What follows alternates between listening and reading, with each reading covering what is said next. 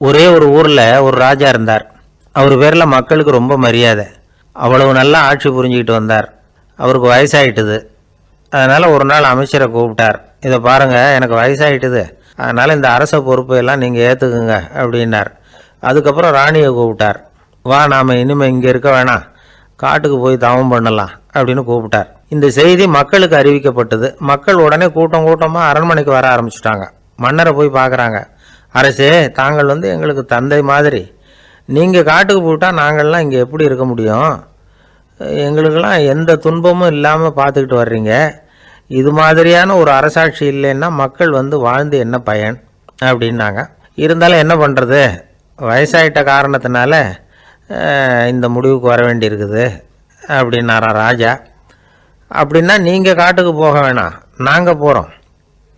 நாங்கள் அங்கே போய் தவம் பண்ணுறோம், வழிபாடு பண்ணுறோம். கடவுள் வருவார், அவர்கிட்ட வரம் வாங்கிட்டு வந்துடுறோம் அப்படின்னாங்களாம். அப்படி சொல்லிவிட்டு உடனே எல்லாரும் காட்டுக்கு போனாங்க. நாட்டு மக்கள் எல்லாரும் ஒட்டு மொத்தமாக காட்டில் உட்காந்துக்கிட்டு தவம் பண்ணுறதை பார்த்தார் கடவுள். உடனே புறப்பட்டு வந்தார். எல்லாரும் இப்படி உட்காந்துருக்கிறீங்களே, என்ன வேணும் உங்களுக்கு அப்படின்னு கேட்டார். உடனே மக்கள் எல்லாரும் ஒரு குரலில் சொன்னாங்க, சுவாமி, எங்கள் மன்னன் ரொம்ப நாளைக்கு நல்லபடியாக இருக்கணும். அவர் மகிழ்ச்சியாகவும் உடல் நலத்தோடும் இருந்தால் தான் நாங்கள் அமைதியாக வாழ முடியும் அப்படின்னாங்க. சரி, அதுக்கு என்ன செய்யணும் அப்படின்னார் ஆண்டவன். எங்கள் மன்னருக்கு இன்னும் ஒரு 100 வருஷம் ஆயுளை கொடுங்க அப்படின்னாங்க. அவ்வளவு தானே, சரி அப்படியே ஆகட்டும் அப்படின்னு சொல்லிவிட்டு ஆண்டவன் போயிட்டார். மக்கள் மகிழ்ச்சியோடு திரும்பி வந்தாங்க. மன்னா, கடவுள் வரம் கொடுத்துட்டார், நீங்கள் 100 வருஷம் வாழ போகிறீங்க அப்படின்னாங்க. இதை கேட்டதும் ராணி ராஜாவை வணங்கி, நான் தவம் செய்ய போகிறேன் அப்படின்னு புறப்பட்டாங்க. உடனே மக்கள் என்ன நினச்சாங்க தெரியுமா? ஐயோ, நாம் ராஜாவுக்கு மட்டும்தானே நீண்ட ஆயுள் வேணும்னு வரம் வாங்கினோம், ராணிக்கு வாங்கலையே, அதுதான் கோபத்தில் புறப்பட்டாங்க போல இருக்கு அப்படின்னு நினச்சி வருத்தப்பட்டாங்க. ஆனால் ராணி நினச்சது அது இல்லை. ராணி போய் தவம் பண்ணாங்க, கடவுள் காட்சி கொடுத்தார். இவங்க கேட்குறாங்க, சுவாமி, ராஜாவுக்கு மட்டும் 100 வருஷம் ஆயுள்னு வரம் கொடுத்துட்டீங்க, அப்படின்னா குடிமக்களும் 100 வருஷம் இருக்கணும். இப்படிப்பட்ட குடிமக்கள் இல்லைன்னா அப்படிப்பட்ட அரசன் இருந்து என்ன பிரயோஜனம் அப்படின்னாங்களாம். ஆண்டவன் பார்த்தார். சரி, அவங்களும் 100 வருஷம் வாழ்வாங்க, அது மட்டும் இல்லை, நீயும் 100 ஆண்டு காலம் வாழ வரமளிக்கிறேன் அப்படின்னு சொல்லிவிட்டு மறைஞ்சிட்டார். இதில் ஆண்டவன் வர்றதும் மறையிறதும் முக்கியம் இல்லை. இதில் கவனிக்க வேண்டியது ஆள்கிறவனின் விசால மனம், குடிமக்களின் விசால மனம், ஆள்கிறவன் மனைவியினுடைய விசால மனம். இப்படி ஒரு நாடு இருந்துட்டுதுன்னா எப்படி இருக்கும் வாழ்க்கை நினச்சி பாருங்கள். அதனால தான் பெரியவங்கள்லாம் சொல்கிறாங்க, இதய வாசல் திறந்தே இருக்கணும், இதயத்தின் கதவுகளை மூடாதீங்க அப்படின்னு சொல்லுவாங்க. என்கிட்ட ஒருத்தர் சொன்னார், என்னுடைய இதய வாசல் எப்பவும் திறந்தே தான் இருக்குதுன்னார். எதனால் அப்படி சொல்கிறீங்க அப்படின்னு கேட்டோம். டாக்டரே சொல்லிவிட்டார், என்னுடைய இதயத்தில் ஒரு ஓட்டை இருக்குது அப்படின்னு, வாழ்வு சரியில்லையா அப்படிங்கிறார். தானத்தில் சிறந்தது எது அப்படின்னு ஒரு கேள்வியை கேட்டு, தானத்தில் சிறந்தது நிதானம் அப்படின்னு அதுக்கு ஒரு பதிலும் சொல்கிறவங்க உண்டு. நிதானம் ரொம்ப அவசியம், அதுவும் இன்றைய உலகத்துக்கு ரொம்ப அவசியம். இன்றைக்கி உலகம் ரொம்ப பரபரப்பாக போய்கிட்டு இருக்குது. பொறுமையாக இருக்கணும்னு நினைக்கிறவங்களால கூட அப்படி இருக்க முடியறதில்ல. பொறுமையை சோதிக்கிறது மாதிரி பல சம்பவங்கள், அதையெல்லாம் சந்திச்சே தீர வேண்டியிருக்குது. எங்கே போனாலும் க்யூவில் நிற்க வேண்டியிருக்குது, எங்கே போனாலும் காத்துக்கிட்டு இருக்க வேண்டியிருக்கு. ஆஃபீஸ்லேயோ வீட்லேயோ கூட நீங்கள் நிதானமாக பொறுமையாக நடந்துக்க தெரியலன்னா உங்களுக்கு சிடுமூஞ்சி, முசுடு இப்படிலாம் பேர் வச்சுருவாங்க. அது உங்களுக்கு தேவையா? சரி, வாழ்க்கையில் பொறுமைசாலின்னு பேர் வாங்கிறதுக்கு என்ன வழி? முதல் பாயிண்ட், நீங்கள் நினைக்கிறது, எதிர்பார்க்கறது, செய்கிறது எல்லாமே 100% கரெக்டாக நடக்கணும்னு ஆசைப்படக்கூடாது. எதுவாக இருந்தாலும் அதில் ஓரளவுக்கு தவறு நடக்கலாம் அப்படிங்கிறத எதிர்பார்த்தே இருக்கணும். ஓரளவுக்கு அதை அனுமதிக்கணும். ஒரு நண்பரை 6 மணிக்கு ஒரு இடத்துக்கு வர சொல்லியிருக்கிறீங்க, 6 மணிக்கு அவர் வரலை, உடனே பொறுமை இழந்து நடந்துக்கக்கூடாது. ஒரு 10 நிமிஷம் டிலே ஆகலாம். ஒரு வர்ற வழியில் பஸ்ஸு கூட ஏதாவது டிராஃபிக்கில் மாட்டியிருக்கலாம். அதெல்லாம் எதிர்பார்த்தே கொஞ்சம் காத்திருக்கிறதுல ஒன்றும் தப்பு இல்லை. சில சமயம் டிலே ஆகிறது கூட நல்லதாக முடியும். ஒரு பஸ்ஸை தவற விட்டுட்டு, ஐயோ கொஞ்சம் ஒரு 2 நிமிஷம் முன்னாடி வந்திருந்தால் பிடிச்சிருக்கலாமே அப்படின்னு தவிச்சிக்கிட்டு இருப்பாங்க சில பேர். அடுத்தபடியாக வர்ற பஸ்ஸு நேரடியாக நீங்கள் போக வேண்டிய இடத்துக்கே கொண்டு போய் விடுற பஸ்ஸாக கூட இருக்கலாம். அது உங்களுக்கு முன்னாடி தெரியாதுல்ல. சில நெருக்கடியான சூழ்நிலைகளை தமாஷா எடுத்துக்கிறதுக்கு பழகிக்கணும். சில இடங்களுக்கு போகிறப்ப காத்திருக்கிறதுக்கு நம்ம மனசை தயார்படுத்திக்கிட்டே போகணும். ஒரு ரயிலுக்கோ பஸ்ஸுக்கோ அல்லது விமானத்துக்கோ கப்பல் பிரயாணத்துக்கோ போகிறப்போ அங்கே போய் நீங்கள் மணிக்கணக்கில் கூட காத்துக்கிட்டு தான் இருக்கணும். புறப்படுற நேரம் கூட மாறலாம். நீங்கள் போய் சேர்ந்ததும் அது உடனே புறப்படணும்னு கட்டாயமாக என்ன? அது மாதிரி சமயத்தில் படிக்கிறதுக்குன்னு சில சுவாரஸ்யமான புத்தகங்களையும் கையில் எடுத்துக்கலாம். உங்களை சுற்றி எவ்வளவோ சுவாரஸ்யமான சம்பவங்கள் நடந்துக்கிட்டு இருக்குதுல்ல, அதையெல்லாம் வேடிக்கை பாருங்கள். எதுக்காக காத்துக்கிட்டு இருக்கிறோமோ அந்த காரியத்தில் உண்மையாகவே நமக்கு ஒரு அக்கறை இருந்தால் நமக்கு போர் அடிக்காது. சில கோயில்களில் பார்த்துருப்பீங்க, தரிசனத்துக்காக பக்தர்கள் நாள் கணக்கில் காத்துக்கிட்டு இருப்பாங்க. அவங்களெலாம் அழுத்துக்கிறது இல்லை. ஆண்டவனை தரிசிக்கணுங்கிற உண்மையான அக்கறை இருக்கிறதுனால அவங்களுக்கு போர் அடிக்கிறது இல்லை. ஆனால் சில சினிமா தியேட்டரில் கூட பார்க்கலாமே, சினிமா கியூ கூட அப்படி தான். சாயந்தரம் 6 மணி ஆட்டத்துக்கு காலம்பரம் 6 மணிக்கே போய் கூட காத்துக்கிட்டு இருப்பாங்க. அவங்களுக்கெல்லாம் போர் அடிக்காது, படம் பார்க்குற ஆர்வம். இன்னொரு முக்கியமான விஷயத்தை நாம் பழக்கப்படுத்திக்கணும். லிவ் ஃபார் தி மூமெண்ட் அப்படிங்கிறாங்க நிபுணர்கள். ரொம்ப பேர் எப்படின்னா அடுத்தபடியாக நடக்க போகிற விஷயத்திலேயே கவனமாக இருப்பாங்க. அந்த நினைப்புலேயே இந்த நிமிஷத்தை பொறுமை இல்லாமல் கழிப்பாங்க. ஒருத்தர் இருக்கார், அவர் எப்படின்னா ஆஃபீஸ் முடியறதுக்குள்ளேயே சார் 5 மணிக்கெல்லாம் ரெடியாக இருங்க, நாம் அந்த ஹோட்டலில் போய் டிஃபன் சாப்பிட்ணும் அப்படின்னு 4 மணிலேருந்து சொல்லிகிட்டு இருப்பார். 4:55 பரபரப்பாக ஓடி வருவார். 2 பேரும் புறப்படுவோம், ஹோட்டலுக்கு போவோம், சாப்பிட்டுக்கிட்டு இருப்போம். அப்படி சாப்பிட்டுட்டு இருக்கிறப்ப சார் சாப்பிட்டு முடித்ததும் நேராக ஒரு ஜவுளி கடைக்கு போகிறோம் அப்படிம்பார். பரபரக்க சாப்பிட்டு முடிப்பார், புறப்படுவார். ஜவுளி கடையில் அவசரமாக சீக்கிரம் பில் போடுங்க சார், சினிமாவுக்கு நேரம் ஆகிடும்பார். சினிமா தியேட்டரில் உட்காந்து அடுத்தபடியாக எங்கே டின்னர் சாப்பிட்றதுன்னு யோசனை பண்ணிகிட்டு இருப்பார். ராத்திரி படுக்கையில் விழுந்ததுக்கு அப்புறமும் நாளைக்கு காலையில் எழுந்திரிச்சதும் அதை பண்ணணும் இதை பண்ணணும்னு திட்டம் போட்டுக்கிட்டே இருப்பார். அதாவது எப்போவும் அடுத்த நிமிஷம், அடுத்த நாள், அடுத்த வாரம், அடுத்த வருஷம், இதுதான் அவங்க சிந்தனை. இந்த நிமிஷம் என்ஜாய்மெண்ட்டை அவங்க இழந்துடுறாங்களாம். அதனால தான் வாழ்நாள் பூரா பொறுமையின்மை, அவஸ்தை, அல்லல். அதனால் நாம் எல்லோரும் வாழ்க்கையில் நிதானமாக இருக்கிறதுக்கு கற்றுக்கணுமா. அதுக்காக இந்த நிதானத்துக்கு வேறு விதமான அர்த்தம் பண்ணிக்கக்கூடாது. ஒருத்தர் அப்படித்தான் ஒரு தடவை அவருடைய குதிரை காணாமல் போயிட்டு தான். அதுக்காக அவர் கவலைப்படலை, நிம்மதியாக இருந்தார், சந்தோஷமாக இருந்தார். என்ன சார் இது, உங்கள் குதிரை திருட்டு போயிட்டுதுங்கிறீங்க, நீங்கள் கவலைப்படாமல் இருக்கிறீங்களே அப்படின்னு கேட்டாங்களாம். அதுக்கு அவர் சொல்லியிருக்கார், நல்ல வேலை சார், கட்டியிருந்த குதிரை காணாமல் போயிருக்குது. நான் அது மேலே உட்காந்துருக்கிற சமயம் அது காணாமல் போயிருந்ததுன்னா, திருட்டு போயிருந்ததுன்னா நானும் சேர்ந்தில் காணாமல் போயிருப்பேன் அப்படின்னாராம். எவ்வளவு நிதானமான ஆள் பாருங்கள். ஒருத்தர் குதிரை ரேஸுக்கு போனார், பணம் கட்டினார், தோற்று போயிட்டார். மறுபடியும் போனார், பணம் கட்டினார், தோற்று போனார். அடுத்த தடவையும் பணம் கட்ட போனப்போ அவரை தடுத்து கேட்டோம், ஏன் சார் ஏற்கனவே விட்டது போதாதா, இன்னமும் இருக்கிறத விடணுமா அப்படின்னு கேட்டோம். விட்டதையெல்லாம் மொத்தமாக எடுக்க வேணாமா சார், அதுக்காக தான் தொடர்ந்து பணம் கட்டுறேன்னார் அவர். இவரை திருத்துறது ரொம்ப கஷ்டம். இது ஒரு மனநோய். மனநோய்களில் பல வகை உண்டு. மனநோய்கள் பிரிவு அட்டவணையில் சூதாட்டம்ங்கிறது அவதியுறும் நோய் அப்படிங்கிற தலைப்பில் வருது. சூதாட்டம் 2 வகைப்படும்னு சொல்கிறாங்க உளவியல் நிபுணர்கள். ஒரு வகை எப்படின்னா நண்பர்களோடு சேர்ந்துக்கிட்டு மகிழ்ச்சியும் கிளர்ச்சியும் அடையிறதுக்காக ஈடுபடுறது. பிரச்சனைகளை தீர்க்கறதுல ஒரு ஆர்வம், கேளிக்கைக்காக கொஞ்சம் விட்டு பிடிக்கிறது அப்படிங்கிற மனுஷனுடைய அடி மனசில் உள்ள விபரீத பிணைய சுபாவம், இதெல்லாம் அதுக்கு காரணம். இன்னொரு வகை எப்படின்னா சூதாட்டத்தில் ஈடுபட்டு ஒரு கட்டாய நிலைமைக்கு ஆளாயிடுறது.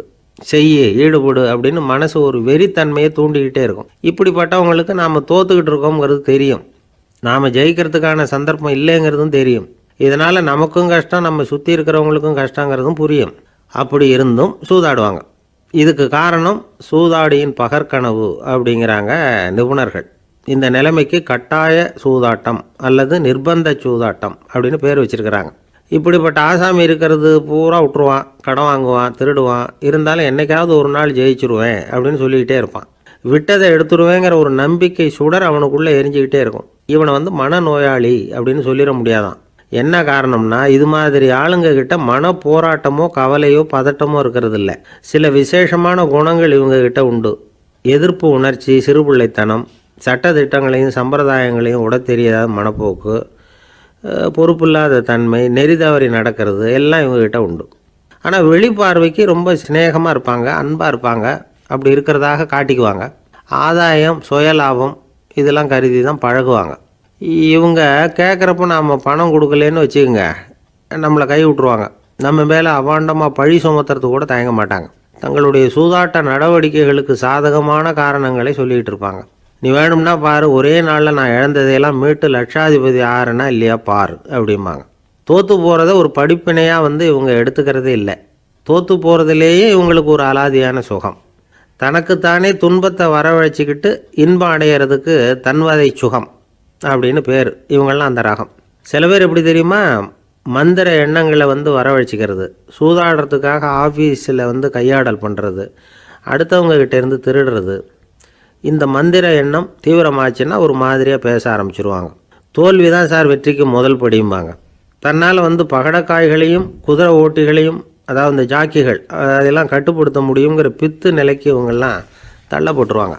சில சூதாடிகளை ஆராய்ச்சி பார்த்ததில் என்ன தெரிய வந்தது தெரியுமா, அவங்கெல்லாம் குழந்தை பருவத்தில் அன்புக்காக ஏங்கினவங்களாம், புறக்கணிக்கப்பட்டவங்களாம், உதவிகளை பெற முடியாதவங்க, இப்படிலாம் இருந்திருக்கிறாங்க. இவங்க வளர வளர மற்றவங்க சௌகரியம் பற்றி அக்கறை இல்லாதவங்களாக ஆயிடுறாங்க. அதிர்ஷ்ட தேவதை தன்னோடு இருக்கிறாங்க அப்படிங்கிற அசையாத நம்பிக்கை இவங்களுக்கு. இவங்களை திருத்துறது ரொம்ப கஷ்டம். அதனால் பந்தயம், சூதாட்டம் இது மாதிரியான விஷயங்களை விட்டு விலகியே இருக்கிறது தான் நமக்கு நல்லது. ஒரு ஆள் சொன்னான், என்னுடைய குதிரை வேகமாக ஓடுறதுக்கு என்ன வழி அப்படின்னு கால்நடை மருத்துவர்கிட்ட யோசனை கேட்டேன். அவர் ஒரு பாட்டில் நிறைய மாத்திரைகளை கொடுத்து தினம் 2 மாத்திரை வேதமாக கொடுக்க சொன்னார். நாள் 2 மாத்திரையை கொடுத்துட்டு அது மேலே ஏறி உட்கார்றதுக்கு போனேன். அவ்வளவுதான். அதுக்குள்ளே அது அம்பு மாதிரி பாஞ்சு ஓடி போச்சு. நான் இன்னும் உட்காரவே இல்லை, அதுக்குள்ளே பாஞ்சு ஓடி போச்சு அப்படின்னா. அடடா, அப்புறம் நீங்கள் என்ன பண்ணீங்க அப்படின்னு கேட்டாங்க. என்ன பண்ணுறது, மீதி மாத்திரை பூராவே நான் முழுங்கி விட்டு அதுக்கப்புறம் துரத்தி பிடிச்சி அது மேலே ஏறி உட்காந்தேன் அப்படின்னா அவன். ஒரு நண்பர் சினிமா படம் தயாரிக்கிறவர், அவர்கிட்ட ஒரு நாள் பேசிக்கிட்டு இருந்தேன். அது எப்படி சார், நீங்கள் எடுக்கிற எந்த படமும் கையை கடிக்காத அளவுக்கு எடுத்துடுறீங்களே, அது எப்படின்னு கேட்டேன். அது ஒன்றும் பெரிய விஷயம் இல்லை சார். பெண்களுக்குன்னு சில உருக்கமான காட்சிகள், இளைஞர்களுக்குன்னு சில நடனங்கள், அடிதடி காட்சிகள், அப்புறம் வயசானவங்களுக்குன்னு சில ஆன்மீக காட்சிகள், சின்ன பிள்ளைங்களுக்கு சிரிப்பு, இப்படி எல்லாமும் சேர்த்து நான் படம் எடுக்கிறேன். மசாலா படம்னு பேர். இது ரொம்ப பெருசாக இல்லைன்னாலும் ஓரளவுக்கு சுமாராக ஓடிடும், கையை கடிக்காது அப்படின்னார். இது ஒரு உத்தி. சில பத்திரிகை ஆசிரியர்களும் இந்த உத்தியை கையாளுறது உண்டு. இந்த உத்திக்கு பார்னம் உத்தி அப்படின்னு பேர். பார்னம் எஃபெக்ட் அப்படின்னு சொல்லுவாங்க. அதாவது ஃபீனியஸ் டி பார்னம் அப்படின்னு ஒருத்தர் அமெரிக்காவில் இருந்தாராம். அதாவது 19ஆம் நூற்றாண்டில் அமெரிக்காவில் கொடிகட்டி பறந்த ஒரு சர்க்கஸ் நிறுவனத்தின் அதிபர் அவர். இந்த உலகத்தில் ஒவ்வொரு நிமிஷமும் ஒரு ஏமாளி பறந்துக்கிட்டே இருக்கிறான் அப்படிங்கிறது அவருடைய சித்தாந்தம்.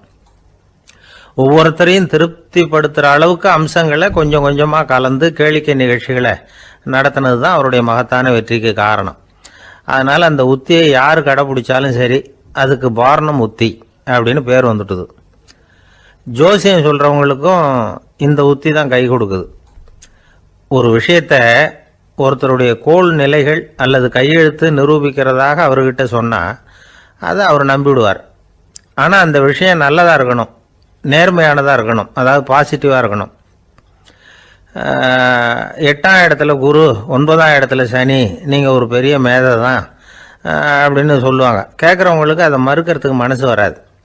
அப்படி சொல்லும் பொழுது கூடவே என்ன கொஞ்சம் முன்கோபம் அதிகமாக இருக்கும், இருந்தாலும் அது உடனே மறைஞ்சிரும் அப்படின்னு சில அற்ப விஷயங்களையும் சொன்னாலும் அதையும் சரிதான்னு சொல்லி ஒத்துக்குவாங்க. ஆளுமையை எடை போடுகிற ஒரு நிறுவப்பட்ட உத்தியின் மூலமாக தன்னுடைய குணாதிசயங்கள் கண்டுபிடிக்கப்பட்டதாக அவர் நம்புறது தான் இதுக்கு காரணம். இந்த மாதம் பணத்தட்டுப்பாடு கொஞ்சம் இருக்கும், உடம்புல ஏதாவது கொஞ்சம் அசௌகரியம் இருக்கும், வீட்டுக்குள்ளே லேசாக மனஸ்தாபம் வரலாம். இது மாதிரி பொதுப்படையாக சிலதை சொன்னாலே போதும், மக்களை நம்ப வச்சுடலாம். இதெல்லாம் நமக்கு மட்டும்தான் ஏற்படுது அப்படின்னு சொல்லி அவங்க நினைக்கிறது தான் காரணம். இதுதான் பாரணம் உத்திங்கிறது. மனிதர்கள் பாராட்டுக்களை விரும்புகிறதும் விமர்சனங்களை வெறுக்கிறதும் பாரணம் உத்தியின் அடுத்த கூறு. அதனால் ஒருத்தருக்கு ஜோசியம் சொன்னாலும் சரி, அவருடைய ஆளுமையை மதிப்பிடுறதாக இருந்தாலும் சரி, அவரை புகழற மாதிரி இருந்தாலும் சரி, அப்படி இருந்தால் தான் அது சரியாக இருக்கும். சாதகமான விஷயங்களை அதிகமாகவும் பாதகமான விஷயங்களை நாசூக்காகவும் சொன்னால் மக்கள் அதை நம்பிவிடுவாங்க. ஒருத்தரை கருமின்னு சொன்னால் ஏற்றுக்க மாட்டார், அதையே கொஞ்சம் மாற்றி நீங்கள் கொஞ்சம் சிக்கனமான ஆசாமி அப்படின்னு சொன்னால் நீங்கள் சொல்கிறது சரிதான் சார் அப்படிம்பார். நீங்கள் பெரிய செலவாளி தான், இருந்தாலும் நல்ல விஷயங்களுக்கு தான் செலவழிப்பீங்க அப்படின்னு சொல்லணும். இப்படி இந்த வாரணம் உத்தியை கடைபிடிச்சி இன்றைக்கி வெற்றிகரமாக காலம் தள்ளுறவங்க நிறைய பேர் இருக்கிறாங்க. இந்த உலகத்தில் ஒவ்வொரு நிமிஷமும் ஒரு ஏமாளி பறந்துக்கிட்டே இருக்கிறான் அப்படிங்கிறது தான் ஃபீனியஸ் பார்னம் அவர்களுடைய நம்பிக்கை. அதை விட அடுத்தவங்களை ஏமாளியாக நினைக்கிற மனுஷர்கள் தான் இன்றைக்கி உலகத்தில் ரொம்ப அதிகம். ஒருத்தர் தன்னுடைய மேலதிகாரிகிட்ட போய், ஐயா ஒரு நாள் லீவு வேணும், என் தங்கச்சிக்கு கல்யாணம் அப்படின்னார். அவர் பார்த்தார், ஒரு 10 நிமிஷம் வெளியில் இருங்கன்னார். 10 நிமிஷம் கழித்து கூப்பிட்டார், இதை பாருங்கள், நீங்கள் சொல்கிறது பொய். இப்போ உங்கள் தங்கச்சிக்கு ஃபோன் பண்ணேன், அவங்க தனக்கு 2 வருஷத்துக்கு முன்னாடியே கல்யாணம் ஆகிட்டதாக சொல்கிறாங்க அப்படின்னார். உடனே இவர் சொன்னார், சார் இப்போ நீங்கள் சொல்கிறதும் பொய்யாக தான் இருக்கணும், ஏன்னா நிஜமாக எனக்கு ஒரு தங்கச்சியே கிடையாது அப்படின்னார். 1816ஆம் வருஷம் செப்டம்பர் மாதம் 11ஆம் தேதி பிரான்ஸ் தேசத்தில் உள்ள ஒரு மருத்துவமனை. அங்கே ஒரு இளம் டாக்டர் கொஞ்ச நாளைக்கு முன்னாடி தான் அந்த ஆஸ்பத்திரியில் புதுசாக வேலைக்கு சேர்ந்துருக்கிறார். அவர் பேர் ரெனே லெனக். அவர் அன்னைக்கு காலையில் அந்த மருத்துவமனையில் அப்படியே ரவுண்ட்ஸ் வந்துக்கிட்டு இருக்கிறார். வார்டில் ஒரு படுக்கையில் ஒரு இளம் பெண் படுத்திருக்கிறார். அந்த பொண்ணுக்கு இருதய நோயாக இருக்கலாம்ங்கிறது மற்ற டாக்டர்கள் சந்தேகம். அந்த காலத்துல எல்லாம் ஒருத்தருடைய இருதய துடிப்பை தெரிஞ்சுக்கணும்னா நோயாளியின் மார்பில் டாக்டர் காதை வச்சு பார்த்து தான் தெரிஞ்சுக்கிறது வழக்கம். ஆனால் இந்த பெண்ணும் இளம் பெண், அந்த டாக்டரும் புதுசாக சேர்ந்துருக்கிறவர். அதனால் பரிசோதனை பண்ண தயங்கினார். கொஞ்ச நேரம் யோசனை பண்ணார். திடீர்னு ஒரு ஞாபகம் வந்தது அவருக்கு. அதாவது அன்னைக்கு விடியற் காலையில் தோட்டத்தில் அப்படி வாக்கிங் போயிட்டு இருந்தப்போ சின்ன பசங்கள்லாம் ஒரு மரக்கட்டையை வச்சு விளையாடிக்கிட்டு இருந்தாங்களாம். அதை இவர் பார்த்துருக்கிறார். அது என்ன விளையாட்டுனா, ஒரு நீளமான மரப்பலகை, அதில் ஒரு முனையில் ஒரு பையன் தன்னுடைய காதை வச்சுக்கிட்டு இருக்கிறான், மறுமுனையில் இன்னொரு பையன் அந்த மரப்பலகையை ஒரு ஆணியால் கீறிக்கிட்டு இருக்கிறான். ஒரு முனையில் ஆணியால் கீறும் பொழுது மறுமுனையில் காதை வச்சிருக்கிற பையனுக்கு அந்த சத்தம் துல்லியமாக கேட்குது.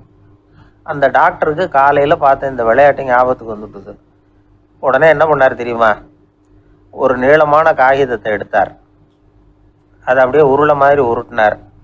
ஒரு முனையை அந்த நோயாளியின் மார்பில் இடது பக்கம் வச்சார், இன்னொரு முனையில் தன்னுடைய காதை வச்சார். என்ன ஆச்சரியம்!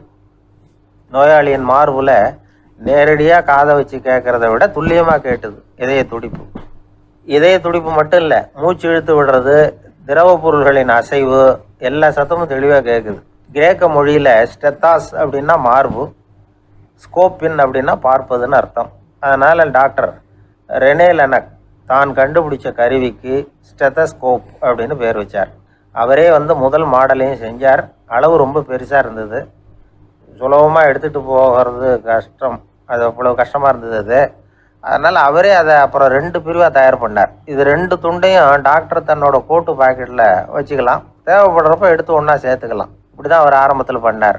தன்னுடைய இந்த கண்டுபிடிப்பை பற்றி அவர் ஒரு புத்தகம் எழுதினார். நிறைய விற்றுது, புகழும் பணமும் சேர்ந்தது. பணமும் புகழும் சேர்ந்தது மாதிரியே அவருக்கு ஒரு நோயும் சேர்ந்தது. அது என்ன நோயின்னு கண்டுபிடிக்கிறதுக்கும் அவர் கண்டுபிடிச்ச கருவி தான் உபயோகப்பட்டு தான். அவரே அதை கண்டுபிடிச்சார். அவருக்கு வந்திருந்தது காச நோய். 1826ஆம் வருஷம் ஆகஸ்ட் மாதம் 13ஆம் தேதி உலகத்தின் முதல் ஸ்டெதஸ்கோப்பை கண்டுபிடிச்ச டாக்டர் ரெனே லெனக் காலமானார். அவர் சாகிறதுக்கு முன்னாடி மரத்தால் செஞ்சு வச்சுருந்த ஸ்டெதஸ்கோப்பை தனக்கு வேண்டியப்பட்ட ஒரு டாக்டர்கிட்ட கொடுத்து, என்னுடைய சொத்துக்கள்லேயே ரொம்ப வசந்தது அப்படின்னு சொன்னாராம். அதுக்கப்புறம் 3 வெள்ளைக்காரங்க சேர்ந்து இந்த கருவியில் சில மாற்றங்களை பண்ணாங்க. ஆனால் 1829 லண்டனில் டாக்டர் நிக்கோலஸுங்கிறவர் ஒரு காதால் இதய துடிப்பை கேட்குறத விட டாக்டர் 2 காதாலையும் கேட்குறது தான் சரியாக இருக்கும் அப்படின்னு ஒரு கருத்தை வெளியிட்டார். அதுக்கப்புறம் ரொம்ப காலம் கழித்து 1852 ஜார்ஜ் காமான் அப்படிங்கிறவர் ரப்பர் டியூப்களை உபயோகப்படுத்தி 2 காதாலையும் கேட்குற மாதிரி ஒரு புதிய வடிவத்தை அதுக்கு கொடுத்தார். அதுக்கு பிறகு அது படிப்படியாக எவ்வளவோ மாற்றங்கள் இருந்தாலும் ஆரம்பத்தில் டாக்டர் ரெனே லெனக் உருவாக்கின அடிப்படை மாடலை யாரும் மாற்றி அமைக்கலைங்கிறது தான் முக்கியமான விஷயம். நமக்கு தெரிஞ்ச ஒரு ஆஸ்பத்திரி, அதில் ஒரு நோயாளி, காலை நேரத்தில் நர்ஸு அந்த பக்கமாக போயிட்டு இருந்தாங்க. அதை பார்த்துட்டு ஒரு நர்ஸுன்னு கத்துறார். நர்ஸு அவசரமாக ஓடி என்ன விஷயம்னு கேட்டாங்க. சிஸ்டர் இங்கே பாருங்க, உங்கள் டாக்டரை என் நெஞ்சில் ஒரு காதை வச்சு கேட்டுக்கிட்டு இருக்கிறார் அப்படின்னார் நோயாளி. சிஸ்டர் பதட்டப்படாமல், அதனால் என்ன, இந்த டாக்டர் பழமையான விஷயங்களில் ரொம்ப நம்பிக்கை உள்ளவர், அதனால் ஸ்டெதாஸ்கோப்பை உபயோகப்படுத்தாமல் காதை வச்சு கேட்குறார், அது ஒன்றும் தப்பு இல்லை அப்படின்னாங்களாம். ஐயோ அதுக்காக இல்லை சிஸ்டர், இவர் என் நெஞ்சு மேலே தலையை வச்சது நேற்று ராத்திரி 9 மணி, இப்போ விடிஞ்சு போச்சு, இன்னமும் தலையை எடுக்கவே இல்லை, அதுக்காக தான் சந்தேகப்பட்டு உங்களை கூப்பிடுறேன் அப்படின்னாராம். காசியில் இருக்கிற கடவுள் காசி விஸ்வநாதர், அங்கே இருக்கிற தேவி காசி விசாலாட்சி.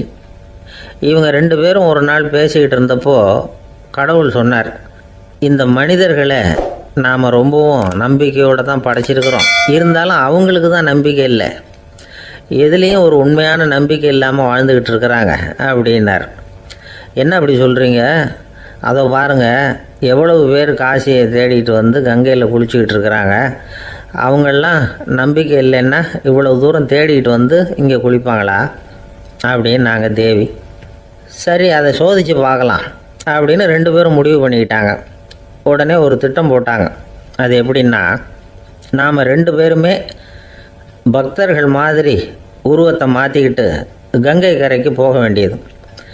நான் வந்து கங்கையில் இறங்கி குளிக்கிறேன், கொஞ்ச நேரத்தில் சுழலில் மாட்டிக்கிட்டது மாதிரி நடிக்கிறேன், நீ உடனே கரையிலேருந்து சத்தம் போடும், என்னோடய வீட்டுக்காரரை யாராவது காப்பாற்றுங்களேன்னு சத்தம் போடும். அதோடு இன்னொன்று சொல்லு, யாராவது ஒரு புண்ணிய ஆத்மா அவர்கிட்ட போய் அவருடைய முடியை பிடிச்சி இழுக்கணும், அப்படி ஒரு சாபம் இருக்குது எங்களுக்கு. புண்ணிய ஆத்மா, அதாவது எந்த பாவமும் செய்யாத இல்லாத ஒருத்தர் தான் அவரை காப்பாற்ற முடியும், அப்படிப்பட்டவங்க யாராவது வெள்ளத்தில் குதித்து என்னுடைய கணவரை காப்பாற்றுங்கோ அப்படின்னு நீ சத்தம் போடு, கூச்சல் போடு, என்ன நடக்குதுன்னு பார்க்கலாம் அப்படின்னார் கடவுள்.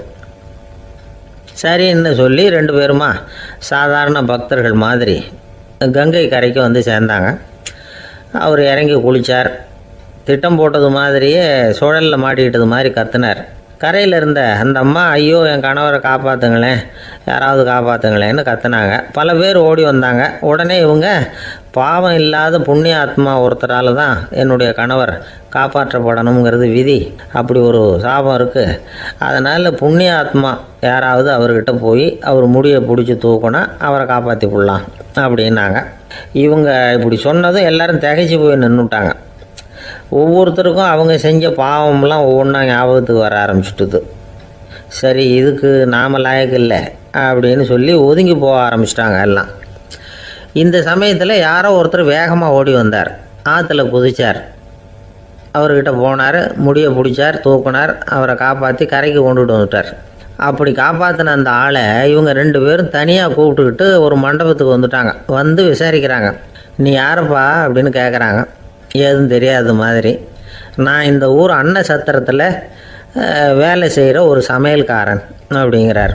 நீ வந்து கங்கையில் குளிக்கிறது உண்டான்னு கேட்டிருக்காங்க. நான் இந்த ஊர்லேயே தான் இருக்கிறேன், இருந்தாலும் தினமும் கங்கையில் குளிக்கிறதில்ல, எப்பாவது ஒரு நாள் அங்கே குளிப்பேன் அப்படின்னார். கங்கையில் மூழ்கி எழுந்திரிச்சா பாவம்லாம் தொலையும்னு சொல்கிறாங்க. அப்படி இருக்கிறப்போ அங்கே இன்றைக்கி கங்கையில் குளிச்சுக்கிட்டு இருக்கிறவங்கெல்லாம் தங்களை வந்து புண்ணிய ஆத்மாவாக நினைக்கல. கங்கையில் குளிக்காத நீ உன்னை வந்து புண்ணிய ஆத்மாவாக நினச்சி என்னை காப்பாற்ற வந்திருக்கிற, அது எப்படி அப்படின்னு கேட்டார்.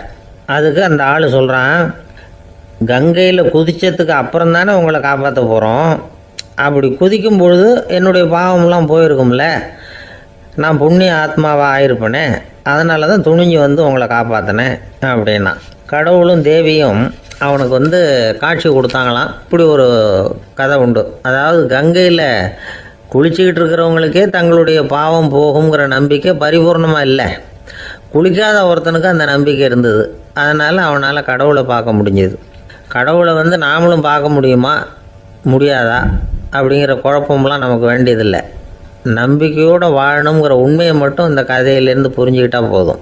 ஏன்னா இந்த கதையை கேட்டுட்டு ஒரு நண்பன் குதர்க்கமாக ஒரு கேள்வி கேட்டான், ஏன் சார் கங்கையில் குளித்தா பாவம் போடும்னு சொல்கிறீங்களே, நான் எனக்கு வேண்டாத ஒருத்தனை அழைச்சிட்டு போய் கங்கையிலேயே தள்ளி விட்டுட்டு அதுக்கப்புறம் அங்கேயே முழுக்க போட்டுட்டு நான் செஞ்ச பாவத்தை வந்து அதுலேயே கழுவி விட்டுட்டு மறுபடியும் உங்ககிட்ட வந்துடுறேன்னு வச்சுக்கோங்க, நீங்கள் என்னை வந்து புண்ணிய ஆத்மான்னு ஏற்றுக்குவீங்களா அப்படிங்கிறான். ஆள் கொஞ்சம் அசந்தான் நம்மளே அங்கே அழைச்சிட்டு போனாலும் போயிடுவான். ஒரு மனுஷனுக்கு 3 விதத்தில் கர்வம் உண்டாகிறதுக்கு வாய்ப்பு உண்டு. பணம், பதவி, புகழ். பணம் அதிகமாக வந்தால் கர்வம் வரலாம், பதவி பெருசாக வந்துட்டுதுன்னா கர்வம் வரலாம், புகழ் அதிகமாக போனாலும் கர்வம் வரலாம். இந்த 3 வகையான கர்வத்துக்கும் இடம் கொடுக்காமல் இருக்கிறாங்க பாருங்கள், அவங்க தான் சிறந்த மனிதர்கள். ஒரு பெரிய பொறுப்பில் இருக்கிறவங்களுக்கு கர்வம் வந்துடக்கூடாது. அப்படி வந்துட்டுதுன்னா அது எல்லாருக்கும் இடைஞ்சல். ஒரு ராஜா இருந்தார். அவர் ஒரு நாள் தன்னுடைய தலைநகரத்தை சுற்றி வந்துக்கிட்டு இருந்தார். ஒரு இடத்துல ஒரு அழகான நிலத்தை பார்த்தார். ஆஹா, இந்த இடத்துல நமக்குன்னு ஒரு மாளிகையை கட்டினா எவ்வளோ நல்லா இருக்கும் அப்படின்னு நினச்சார். ராஜா நினச்சா அது முடியாத காரியமா? சரி, இந்த நிலம் யாருக்கு சொந்தம்னு விசாரிங்க அப்படின்னார் பக்கத்தில் இருந்தவங்கக்கிட்ட. அவங்கெல்லாம் ஓடி போய் விசாரித்தாங்க. அந்த இடம் வந்து ஒரு வயசான கிழவிக்கு சொந்தம், வயசான அம்மாவுக்கு சொந்தமாக. அந்த அம்மா தான் அதில் ஒரு குடிசையை போட்டு குடியிருந்துகிட்டு இருக்கிறாங்க. சரி, அந்த நிலத்துக்கு வந்து ஒரு விலையை நிர்ணயம் பண்ணி அதை அந்த வயசான அம்மாக்கிட்ட கொடுத்துருங்கோ அப்படின்னு உத்தரவு போட்டார் ராஜா. ஆனால் அந்த அம்மா இது எங்கள் பூர்வீக இடம், இதை விற்க மாட்டேன் அப்படின்னு சொல்லிவிட்டுது. சரி, 2 பங்கு விலை கொடுக்குறோம்னு சொல்லி பாருங்க அப்படின்னாங்க. அப்படியே சொன்னாங்க அரண்மனை ஆட்கள். அதுக்கும் சம்மதிக்கலை அந்த அம்மா. இதை கேள்விப்பட்டதும் ராஜாவுக்கு கோபம் வந்துட்டுது. தன்னுடைய ஆளுங்களை கூப்பிட்டார். போய் அந்த குடிசையை பிரிச்சேரிங்க, காசெல்லாம் ஒன்றும் கொடுக்காதீங்க அப்படின்னு கத்தினார். அவ்வளோதான். அடுத்த நிமிஷம் அரண்மனை ஆசாமிகள் போனாங்க, குடிசையை பிரித்து எரிஞ்சாங்க. அந்த வயசான அம்மா இருக்குது, அதுவும் அந்த இடத்த விட்டு துரத்தி விட்டாங்க. அந்த இடத்துல ஒரு அரச மாளிகையை கட்டி முடிச்சிட்டாங்க. அந்த வயசான அம்மா பாவம், ராஜாவே இப்படி பண்ணால் யாருக்கிட்ட போய் முறையிட முடியும்? ஒரு ஞானி இருந்தார், அவர்கிட்ட போய் சொன்னாங்க. அவர் இவங்க சொன்னதை கேட்டு மனசில் வச்சுக்கிட்டார். ஒரு நாள் அந்த ராஜாவே இந்த ஞானியை கூப்பிட்டார். புதுசாக ஒரு மாளிகை கட்டியிருக்கிறேன், வந்து பாருங்கன்னு. சரின்னு சொல்லி இந்த பெரியவர் ஒரு நாள் இந்த மாளிகைக்கு போனார். சும்மா போகல, ஒரு கழுதையையும் ஓட்டிகிட்டு போனார். கொஞ்சம் சாக்குகள், வெத்து சாக்கு, அதையும் எடுத்து கழுதை முதுகில் போட்டு கழுதையை ஓட்டிகிட்டு போகிறார். ராஜா பார்த்தார்.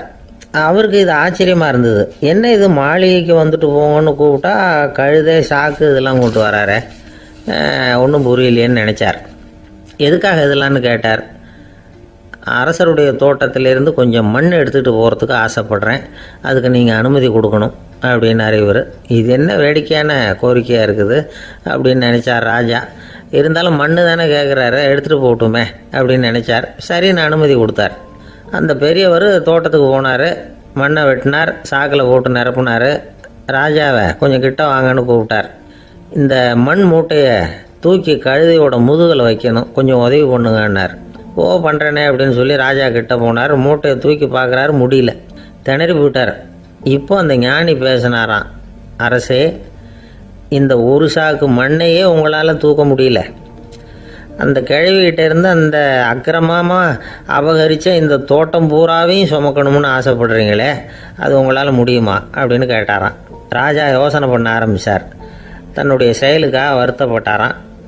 அந்த வயசான அம்மாவை உடனடியாக வரவழைச்சார். தாயே, தப்பு பண்ணிட்டேன், என்னை மன்னிச்சுக்குங்க, இன்னையிலேருந்து இந்த மாளிகையும் தோட்டமும் உங்களுக்கு தான் சொந்தம் அப்படின்னு சொல்லிவிட்டாராம். போகிறப்ப இந்த உலகத்திலேருந்து எண்ணத்தை எடுத்துகிட்டு போக போகிறோம், அதனால் ரொம்பவும் அலட்டிக்க வேண்டியதில்லை, கர்வப்பட வேண்டியதில்லை அப்படிங்கிறது ஒரு பெரிய உபதேசம். ஒரு பெரிய மனுஷன் சாக கிடந்தார், ரொம்பவும் அழுதார். ஏன் அழறீங்க அப்படின்னு கேட்டாங்க சுற்றி இருந்தவங்க. நான் சாகிறதுக்காக கவலைப்படலை, நான் வந்து நம்ம ஜனங்களுக்காக எவ்வளவோ காரியம்லாம் செஞ்சுக்கிட்டு வந்தேன். நான் செஞ்சுக்கிட்டு வந்த சேவையை இனிமேல் யார் செய்ய போகிறாங்க, அது யாரால் முடியும், அதை நினச்சி தான் அழறேன் அப்படின்னாராம். ஒருத்தர் முன்னாடி வந்தார். அதுக்காக நீங்கள் கவலைப்படாதீங்க, உங்கள் சேவையை தொடர்ந்து செய்கிறதுக்கு என்ன மாதிரி இளைஞர் பட்டாலும் தயாராக இருக்குது, இருந்தாலும் எங்கள் கவலை என்னென்னா அப்படின்னு இழுத்தார். என்ன சொல்லுங்கன்னு கேட்டார் அவர். நீங்கள் இது வரைக்கும் என்ன சேவை செஞ்சுக்கிட்டு வந்தீங்க, அதுதான் எங்களுக்கு இன்னமும் புரியாத புதிராக இருக்குது அப்படின்னாராம் அவர். ஒரு ஆள் வேகமாக நடந்து போய்கிட்டு இருந்தான். அவன் வேகமாக நடக்கிறதுக்கு காரணம் வெயில் காலம், காலில் செருப்பு இல்லை, மணல் பாதை, அதுதான் வேகம். காலில் செருப்பும் இல்லாமல் கையில் குடையும் இல்லாமல் அந்த ஆள் வெயிலில் நடந்து போய்கிட்டு இருக்கிறான். அந்த சமயத்தில் இன்னொருத்தன் குதிரை மேலே ஏறி அந்த வழியாக வந்துக்கிட்டு இருக்கிறான். அவன் காலில் செருப்பும் இருந்தது, கையில் குடையும் இருந்தது. நடந்து போய்கிட்டு இருந்தவன் அந்த குதிரை ஆசாமியை பார்த்து கேட்டான், ஐயா, நீங்களும் குதிரை மேலே உட்காந்துக்கிட்டு போய்கிட்டு இருக்கிறீங்க, அப்படி இருக்கிறப்போ உங்களுக்கு அந்த செருப்பு என்னத்துக்கு? அதை எனக்கு கொடுத்து உதவலாமே அப்படின்னா. குதிரை மேலே உட்காந்துருந்தவன் யோசனை பண்ணி பார்த்தான். இவன் சொல்கிறது நியாயம்தானே அப்படின்னு சொல்லி தன்னுடைய செருப்பை கழட்டி அந்த வழிப்போக்கனுக்கு கொடுத்துட்டான். ரொம்ப நல்லதுங்க அப்படின்னு சொல்லி இவன் அதை வாங்கி காலில் மாட்டிக்கிட்டான். அதுக்கப்புறம் மறுபடியும் இவன் ஆரம்பித்தான், ஐயா, நீங்கள் குதிரையில் போகிறதுனால போக வேண்டிய இடத்துக்கு வேகமாக போய் சேர்ந்துருவீங்க. அதனால் உங்கள் கையில் அந்த குடை என்னத்துக்கு? நான் நடந்து போயிட்டுருக்கிறவன், ரொம்ப நேரம் நடக்க வேண்டியிருக்கும் இந்த வெயிலில், அதனால் அந்த குடையையும் எனக்கு கொடுங்களேன் அப்படின்னா. குதிரை வீரன் யோசனை பண்ணி பார்த்தான், இதுவும் நியாயம்தானே அப்படின்னு அவனுக்கு தோணுச்சு. உடனே இறக்கப்பட்டு தன் காலில் இருந்த செருப்பை கொடுத்தது மாதிரியே தன் கையில் இருந்த கொடையையும் இவங்கிட்ட கொடுத்துட்டான். அதுக்கப்புறம் அவன் நிம்மதியாக புறப்பட்டான். இப்போ மறுபடியும் கை தட்டி அவனை நிறுத்தினான். கீழே நின்றுக்கிட்டு இருந்தவன், என்னப்பா, ஏன் என்ன நிறுத்தின? இன்னும் ஏதாவது வேணுமா உனக்கு அப்படின்னா குதிரையில் இருந்தவன். இவன் மெதுவாக வாயை திறந்து, அந்த குதிரையையும் என்கிட்ட கொடுத்துருங்களேன்னா. அந்த குதிரை வீரன் இப்போ ஒரு கணம் யோசனை பண்ணி பார்த்தான். உடனே என்ன பண்ணான் தெரியுமா? தன்கிட்ட இருந்த குதிரை சவுக்கை எடுத்தான். குதிரை சவுக்கால் அந்த ஆளை வாங்குன்னு வீசி தள்ளிவிட்டான். இவ்வளவு சவுக்கடியும் வாங்கிக்கிட்டு இந்த ஆள் என்ன பண்ணான் தெரியுமா? சிரிக்கிறான். அடி வாங்கிட்டு யாராவது சிரிப்பாங்களா? குதிரை வீரனுக்கு ஒன்றும் புரியல. என்னப்பா அது, ஏன் இப்படி அடி வாங்கிட்டு இப்படி சிரிக்கிறியே அப்படின்னு கேட்டான். இப்போ அந்த வழிப்போக்கன் சொல்கிறான், ஐயா, நான் இப்படி சிரிக்கிறதுக்கு காரணம் இருக்கு. இப்படி குதிரை கேட்டு உங்ககிட்ட அடி வாங்கலேன்னு வச்சுக்கோங்க, என் உயிர் உள்ள வரைக்கும் மனசில் ஒரு தவிப்பு இருந்துக்கிட்டே இருக்கும். செருப்பையும் கொடையையும் கேட்ட உடனே கொடுத்தவன் குதிரையையும் கேட்டிருந்தா கொடுத்துருப்பானோ அப்படிங்கிற பேராசையில் ஏங்கிக்கிட்டே இருந்திருப்பேன். இப்போ உங்ககிட்ட அடி வாங்கின பிறகு என்னுடைய அந்த சந்தேகம் தீர்ந்து போச்சு. என்னுடைய ஆசைக்கு எல்லை எது அப்படிங்கிறத எனக்கு புரிஞ்சுட்டுது அப்படின்னு சொல்லிவிட்டு அவன் நடக்க ஆரம்பிச்சிட்டானான். ஆசைக்கும் எல்லை உண்டு அப்படிங்கிறத விளக்கறதுக்காக வாரியார் சுவாமிகள் சொல்கிற கதை இது. இந்த காலத்துலேயும் ஒருத்தன் அது மாதிரி கொடை செருப்போட குதிரையில் போய்கிட்டு இருந்தான். எதிரில் நடந்து வந்தவன், ஐயா, உங்கள் கொடையை எனக்கு கொடுங்களேன்னு கேட்டான். உடனே அவன் குதிரையிலேருந்து கீழே குதிச்சு அவனை சாட்டையால் அடிக்க ஆரம்பிச்சிட்டான். இன்னொருத்தர் அந்த வழியாக வந்தவர் இதை பார்த்தார். ஏன்பா, அவன் கேட்டான், உன்னால் முடியலன்னா இல்லைன்னு சொல்லிட வேண்டியது தானே, அதுக்காக ஏன் இப்படி அவனை போட்டு அடிக்கிறேன்னு கேட்டார். உங்களுக்கு விவரம் புரியாது சார், காலம் ரொம்ப கெட்டு போச்சு. கேட்டதை கொடுத்தேன்னு வச்சுக்கோங்க, இந்த குதிரையே என்னோடது, அவன் திருடிக்கிட்டு போகிறான் அப்படின்னு என் பேரில் புகார் கொடுக்க ஆரம்பிச்சிருவான் சார் அப்படின்னா. அது எப்படி அவ்வளோ உறுதியாக சொல்கிறேன்னு கேட்டார் அவர். ஏற்கனவே அது மாதிரி ஒருத்தன் பேரில் புகார் கொடுத்துட்டு தான் இந்த குதிரையை நான் தள்ளிட்டு வந்துக்கிட்டு இருக்கிறேன் அப்படின்னார். ஒரு ராஜா இருந்தார். நாடு பூராவும் நிறைய மரங்களை நட்டு வளர்க்கணுங்கிறது அவரோட ஆசை. தானே அதுக்கு முன்மாதிரியாக இருக்கணும்னு நினைச்சார். அரண்மனையை சுற்றி மரங்களை நட்டு வளர்த்தார். இதை பார்த்துட்டு ஜனங்களும் அவங்கவுங்க வீட்டை சுற்றி மரக்கன்றுகளை நட்டு வளர்த்தாங்க. கொஞ்ச காலத்தில் ஊர் பூரா பசுமையாக மாறிச்சு. எல்லாருக்கும் சந்தோஷமாக இருந்தது. இது ஒரு பக்கம் இருக்கட்டும். இப்போ நான் சொல்ல போகிற கதை வேறு. அதாவது அந்த ராஜா ஒரு நாள் தன்னுடைய அரண்மனையை சுற்றி இருக்கிற விதவிதமான மரங்களை எல்லாம் போய் பார்த்தார். எப்படி இருக்கிறீங்க அப்படின்னு ஒவ்வொரு மரத்துக்கிட்டையும் விசாரிச்சாராம். எந்த மரமும் சந்தோஷமாக இருக்கிறதா தெரியல. அது அதுக்கும் மனசில் ஒரு குறை. முதல்ல ஆலமரத்துக்கிட்ட போனார். அது சொல்லிச்சு, மண்ணா, நான் நல்லா பெருசாக வளர்ந்துருக்கிறேன், அடர்த்தியாக இருக்கிறேன், கிளையெல்லாம் 4 பக்கமும் நல்லா படர்ந்து தான் இருக்குது, இருந்தாலும் எந்த பிரயோஜனமும் இருக்கிறதா தெரியல எனக்கு. என்னுடைய பழம்லாம் ரொம்ப சின்னதாக இருக்குது, என் கண்ணுக்கு சரியாக புறப்பட மாட்டேங்குது.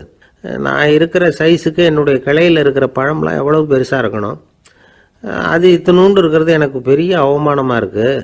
இப்படி இங்கே நின்றுக்கிட்டு இருக்கிறதே ரொம்ப கூச்சமாக இருக்குது. ஒரு நல்ல புயல் வந்ததுன்னா பேசாமல் சாஞ்சு விடலாமான்னு பார்க்குறேன் அப்படின்னு புலம்புது ஆலமரம். சரி இருக்கட்டும்னு நினச்சிக்கிட்டு ராஜா அடுத்தபடியாக ஒரு அத்தி மரத்துக்கிட்ட போனார். அதுவும் புலம்ப ஆரம்பிச்சுட்டுது. நான் கூட பெரிய மரம் தான், இல்லை இலையெல்லாம் அழகாக தான் இருக்குது, பழம் அழகாக இருக்குது, இருந்தாலும் உள்ள விஷயம் இல்லையே, அத்தி பழத்தை புட்டு பார்த்தா அத்தனையும் சொத்தை அப்படின்னு பழமொழியே உண்டாயிட்டுதே, இப்படி ஒரு கெட்ட பேரோடு நான் இருக்கணுமா அப்படின்னு புலம்புது அது. சரி இது இருக்கட்டும் அப்படின்னு சொல்லி அடுத்தபடியாக வேப்ப மரத்துக்கிட்ட போனார். அது தன்னுடைய வேதனையை வெளியிட்டது. எனக்கு எவ்வளவோ மருத்துவ குணங்கள்லாம் இருக்கிறதா சொல்லிக்கிறாங்க, இருந்தாலும் என்ன பிரயோஜனம், என்னுடைய பழத்தை மனிதர்கள் யாரும் விரும்பி சாப்பிட்றது இல்லையே அப்படின்னுது. ராஜா அடுத்தாப்புல இருந்து ஒரு பனை மரத்துக்கிட்ட போனார். நான் நல்லா உயரமாக தான் வளர்ந்துருக்கிறேன், மற்ற மரங்கள்லாம் என்னை வந்து அண்ணாந்து தான் பார்க்கணும், இருந்தாலும் என்கிட்ட நிழலுக்காக யாரும் வந்து ஒதுங்கிறது இல்லையே அப்படின்னுது. என்ன இது எல்லா மரமும் இப்படி திருப்தி இல்லாமல் இருந்துக்கிட்டு இருக்குதே அப்படின்னு நினச்சிக்கிட்டே ராஜா அடுத்தபடியாக அங்கே இருந்த ஒரு பைன் மரத்துக்கிட்ட போனார். அழகாக உயரமாக பசுமையாக தான் இருந்தது, ஆனால் பழமோ பூவோ கிடையாது. அதை நினச்சி அது வருத்தப்பட்டுக்கிட்டு இருக்குது. ஓக் மரம் அது ஒன்று நின்றுட்டு இருந்தது. அது என்ன சொல்லிச்சுன்னா, இலையுதிர் காலத்தில் என் மேலே இருக்கிற எல்லா இலைகளும் உதிர்ந்து போடுது, முடி கொட்டின மனிதர்கள் மாதிரி மொட்டையாக நான் நிற்க வேண்டி இருக்குது, என்ன வாழ்க்கை இது அப்படின்னு சொல்லி அழுத்துக்கிட்டது. சரி, புளிய மரம் என்ன சொல்லுது பார்ப்போம்னு அதுகிட்ட போனால், என்னுடைய நிழலில் யாருமே தங்க மாட்டாங்க, உடம்புக்கு சூடுன்னு ஒதுங்கி போயிடுவாங்க, அடிமரத்தை பார்த்தீங்கன்னா பட்டையெல்லாம் உறிஞ்சி பார்க்குறதுக்கே கேவலமாக இருப்பேன் அப்படின்னுது அது. முருங்கை மரம் என்ன சொல்லிச்சு தெரியுமா, என்னுடைய இலை காயெல்லாம் சாப்பிட்றவங்களுக்கு சத்து கொடுக்கறது வாசம்தான், ஆனால் என் உடம்புல சத்தே கிடையாது, கொஞ்சம் வேகமாக காற்று அடிச்சதுன்னா முறிஞ்சி விழுந்துடுறேன், என்ன வாழ்க்கை இது அப்படின்னு சொல்லி அது வருத்தப்பட்டது. ராஜா யோசனை பண்ணார், என்ன இது மரங்கள் வந்து பூமியின் வரங்கள்னு சொல்கிறோம், மழை பெய்யறதுக்கு அதுதான் காரணம், பூமி செழிப்பாக இருக்கிறதுக்கும் அதுதான் காரணம், வீடு கட்டுறதுக்கு மரம், நாற்காலி செய்ய உபயோகப்படுத்துறதுக்கும் அதுதான் உபயோகப்படுது, மனுஷனுக்கு வேண்டிய ஆகாரங்களையும் கொடுக்குது, இப்படிலாம் இருந்தும் எல்லா மரமும் நிம்மதி இல்லாமல் இருந்துக்கிட்டு இருக்குதே அப்படின்னு நினச்சார். அப்போது அங்கே இருந்த ஒரு மகிழ மரம் அவர் கண்ணில் பட்டுது. அந்த மரம் மட்டும் கொஞ்சம் நிம்மதியாக மகிழ்ச்சியாக இருக்கிறது மாதிரி தெரிஞ்சுது. உடனே ராஜா அதுக்கிட்ட போனார். உனக்கு மனசில் எதுவும் குறை இல்லையான்னு கேட்டார். இல்லை, நான் சந்தோஷமாக தான் இருக்கேன்னு அந்த மகிழ மரம். அப்படியான்னு ஆச்சரியமாக கேட்டார் ராஜா. ஆமாம் மன்னா, இந்த இடத்துல நீங்கள் ஒரு முருங்கை மரத்தையோ வேப்ப மரத்தையோ கூட நட்டிருக்கலாம், ஆனால் இந்த இடத்துல நடுறதுக்கு என்ன தேர்ந்தெடுத்துருக்குறீங்க, அதுவே எனக்கு பெருமை, அதுவே எனக்கு திருப்தி அப்படின்னு தான் மகிழ மரம். மகிழ மரம் சாதாரணமாக தான் இருக்கும், இளம் மஞ்சள் நிறத்தில் பூக்கள், அது காய்ந்தும் மனம் வீசும். மகிழ மரம் மாதிரி மன திருப்தியோடு வாழறதுக்கு நாம் கற்றுக்கணுமா. நாம் இந்த உலகத்தில் ஒரு நாயாவோ நரியாவோ கூட பிறந்திருக்கலாம், மனுஷனாக பிறந்திருக்கிறோம், அதுவே பெருமை தானே. இந்த நிறைவு தான் மகிழ்ச்சியின் ரகசியம். ஒரு பையன் அப்பா கிட்ட போய், அப்பா நீங்கள் இந்த உலகத்தில் ஒரு மனுஷனாக பிறந்தது என்னோட அதிர்ஷ்டம் நானா. ஏண்டா அப்படி சொல்கிறேன்னு இருக்கார் அப்பா. நீங்கள் ஒரு கரடியாக பிறந்திருந்தா இந்நேரம் நானும் ஒரு கரடி குட்டியாக தானே இருந்திருப்பேன் அப்படின்னு நானா பையன். நமக்கு முன்னாடி நமக்கு வேண்டிய ஒருத்தர் ஒரு கிளாஸில் நமக்கு பழச்சாறு கொண்டாந்து வைக்கிறாருன்னு வச்சுக்கோங்க. உடனே நாம் என்ன பண்ணுவோம், எடுத்து கிடுகிடுன்னு சாப்பிட்ருவோம் அடுத்தவங்க யாரும் வர்றதுக்குள்ள. அதை விட்டுட்டு அதை கொண்டாந்து வச்சவர்கிட்டயே அதோட விலை என்ன அப்படி இப்படின்னு நான் கேட்டுக்கிட்டு இருப்போம், நாம் கேட்க மாட்டோம். ஆனால் காந்திஜி அப்படி கேட்டாராம். எப்போ தெரியுமா, 1935 அந்த வருஷம் மே மாதத்தில் ஒரு நாள் காந்திஜி டெல்லியில் இருக்கிறார். அப்போ அவருக்கு 2 டம்ளர் மாம்பழச்சாறு கொண்டாந்து கொடுக்குறாங்க. அதை வாங்குறார். இதோட விலை என்ன அப்படின்னு கேட்டார் காந்திஜி. யாருக்கிட்ட கேட்டாருன்னா மனுபென் காந்திகிட்ட கேட்குறார். அவங்க தான் கொண்டாந்து கொடுக்குறாங்க. காந்திஜிக்கு உதவி செய்கிறதுக்காக அவர் கூடவே இருந்தவங்க அவங்ககிட்ட தான் கேட்குறாரு. காந்திஜி சும்மா வேடிக்கைக்காக இப்படி கேட்குறாருன்னு நினச்சிட்டாங்க அந்த அம்மா. அதுவும் இல்லாமல் அதோட விலையை கேட்டால் காந்திஜி நிச்சயமாக அதை சாப்பிட மாட்டார் அப்படிங்கிற பயம் வேறு. அதனால் அந்த அம்மா பதில் எதுவும் சொல்லாமல் கம்முன்னு இருந்துட்டாங்க. கொஞ்ச நேரம் ஆச்சு. அந்த பழச்சாறு வச்ச இடத்துல அப்படியே இருக்குது, வச்ச இடத்துல வச்சபடியே இருக்குது. காந்திஜி அதை சாப்பிடவே இல்லை. மனுபென் காந்தி பார்த்தாங்க. மெதுவாக காந்திஜிக்கிட்ட போய் அதை சாப்பிடுங்களேன் அப்படின்னாங்க. பழச்சாறு விலை என்னன்னு கேட்டேன், அதுக்கு பதில் இல்லை. அது முதல் தப்பு. பதிலை எதிர்பார்த்திருந்தும் அதை பற்றி விசாரிக்கலை, அது 2வது தப்பு. இப்படி 2 தப்புகளை பண்ணிவிட்டு என்கிட்ட வந்து இதை சாப்பிடுங்கன்னு சொன்னால் அது எப்படி அப்படின்னு கேட்டாராம் காந்திஜி. மனுபென் காந்தி என்ன சொல்கிறதுன்னு தெரியாமல் திகைச்சு போய் நின்றுக்கிட்டு இருந்தாங்க. காந்திஜி தொடர்ந்து சொன்னாராம், இப்போ என் முன்னாடி வச்சுருக்கிற இந்த பழச்சாறு விலை சுமாராக ஒரு ₹1/2 இருக்கும். அது அந்த காலத்து மதிப்பு. இந்த பழச்சாறு இல்லாமல் கூட என்னால் இருக்க முடியும். ஆனால் அவசியமான பொருள்களை வாங்கிறதுக்கு கூட சக்தி இல்லாத மக்கள் இந்த நாட்டில் நிறைய பேர் இருக்கிறாங்க. அப்படி இருக்கிறப்போ எனக்கு என்னத்துக்கு இந்த விலை உயர்ந்த பானம்? இதை இப்போ நான் சாப்பிட்டா என் உடம்பு வேணும்னா ஆரோக்கியமாகலாம், ஆனால் என் மனசு அமைதி அடையாது. எனக்கு என்னுடைய உடல் ஆரோக்கியத்தை விட மன ஆரோக்கியம்தான் முக்கியம். அதனால் இதை நான் சாப்பிட மாட்டேன், எடுத்துகிட்டு போயிடு அப்படின்னாராம். அந்த சமயத்தில் ஒரு அகதி பொண்ணு 2 குழந்தைகளோட காந்திஜியை பார்க்குறதுக்காக வந்தது. வணக்கம் சொல்லிச்சு. காந்திஜி உடனே தனக்கு முன்னாடி இருந்த பழச்சாற்றை எடுத்து அந்த பொண்ணுக்கிட்டேயும் குழந்தைகள்கிட்டையும் கொடுத்து சாப்பிட சொன்னார். அவங்க அதை வாங்கி ரொம்ப சந்தோஷத்தோடு சாப்பிட்டாங்களாம். அதை பார்த்த காந்திஜி முகத்தில் ஒரு புன்னகை, ஒரு பரவசம், ஒரு திருப்தி. அவர் மனசு நிறைஞ்சிருந்தது. அப்போ அவர் சொன்னாராம், ஆண்டவன் எனக்கு எப்பவும் சரியான சமயத்தில் கை கொடுப்பாருங்கிறது அதுக்கு இதுதான் அத்தாட்சி. நான் ஒரு இக்கட்டான சூழ்நிலையில் இருக்கிறப்ப கூட கடவுளின் கருணையால் அந்த சூழ்நிலை என்னை பாதிக்கலை. என் கூட இவ்வளோ நாள் பழகியும் கூட இங்கே இருக்கிறவங்க எனக்கு அதிக விலையுள்ள பழரசத்தை கொடுத்தாங்க. ஆனால் சரியான நேரத்தில் அதை சாப்பிட வேண்டியவங்களை என்கிட்ட அனுப்பி வச்சு என்னை சந்தோஷப்படுத்தினார் கடவுள், அவருக்கு நன்றி அப்படின்னாராம் மகாத்மா காந்தி. உடல் ஆரோக்கியத்தை விட மன ஆரோக்கியம்தான் எனக்கு முக்கியம்னு சொன்னார் பாருங்கள். அதை நாம் எல்லாரும் மனப்பூர்வமாக இன்றைக்கி சிந்திச்சு பார்க்கணும். இந்த காலத்தில் எல்லாரும் அப்படியா நினைக்கிறாங்க? எனக்கு தெரிஞ்ச ஒருத்தர் இருந்தார். தினமும் காலையில் ஒரு காஃபி சாப்பிட உட்கார்ற நேரத்தில் பக்கத்து வீட்டுக்காரர் வந்து சேருவார் கரெக்டாக. உடனே அவரும் தனக்குன்னு வந்திருக்கிற காப்பியை எடுத்து மனப்பூர்வமாக பக்கத்து வீட்டுக்காரர்கிட்ட கொடுத்துருவார். அதுக்கப்புறம் அவருக்காக வேறு காப்பி போட்டு கொண்டாந்து கொடுத்தாலும் வேண்டான்னு சொல்லிடுவார். ஆண்டவனாக பார்த்து சரியான நேரத்தில் அவரை எங்கள் வீட்டுக்கு தினமும் அனுப்பி வைக்கிறார் அப்படிம்பார். ஏன் அப்படி சொல்கிறீங்க அப்படின்னு கேட்டோம் ஒரு நாள். அதுக்கு அவர் சொல்கிறார், எனக்கு என்னோட உடல் ஆரோக்கியம்தான் முக்கியம். இதை கடவுள் புரிஞ்சுக்கிட்டு எங்கள் வீட்டு காப்பியை சாப்பிட்றதுக்கு தினமும் அடுத்த வீட்டுக்காரனை அனுப்பி வைக்கிறார் அப்படின்னார் அவர்.